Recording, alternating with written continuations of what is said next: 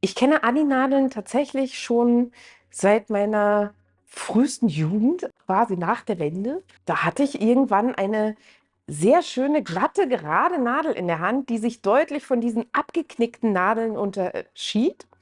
Mit der habe ich super gerne gestrickt, wusste damals aber noch nicht, dass das Adi ist als Firma. Aber die Nadel war geil.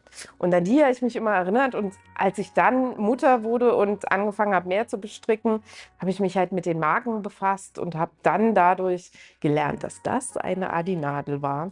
Und habe dann ja, sehr überzeugt mit diesen Nadeln gestrickt, bis ich Adi persönlich kennengelernt habe und sie mir on top sehr ans Herz gewachsen sind. Ich habe Adi-Nadeln kennengelernt auf der H&H, auf der Handarbeitsmesse in Köln, die jedes Jahr stattfindet, und bin am Stand einfach vorbeigekommen und habe mir die Nadeln angeguckt. Und ich glaube, ich kannte tatsächlich vorher auch gar keine Adi-Strick- und Häkelnadeln. Ja, wann meine ersten Adi-Nadeln bei mir eingezogen sind, das weiß ich noch ziemlich genau. Das war nämlich kurz nach der Geburt von meinem Herbstmädchen.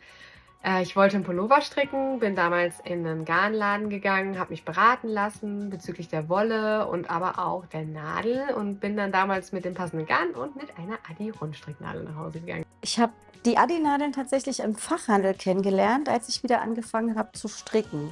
Ich glaube, meinen ersten Kontakt mit Adi-Nadeln hatte ich durch Karos Fummelei, weil sie, als wir uns das allererste Mal getroffen haben, irgendwas mit dem Adi-Logo auf den Tisch gelegt hat. Das hat sich bei mir eingeprägt und so richtig bewusst geworden ist es mir dann, als ich vielleicht ein Dreivierteljahr später mit ihr zur H&H gefahren bin und da dann eben auch zum ersten Mal diesen Stand gesehen habe. Und der war damals relativ bunt. Man wollte hinter die Wände gucken.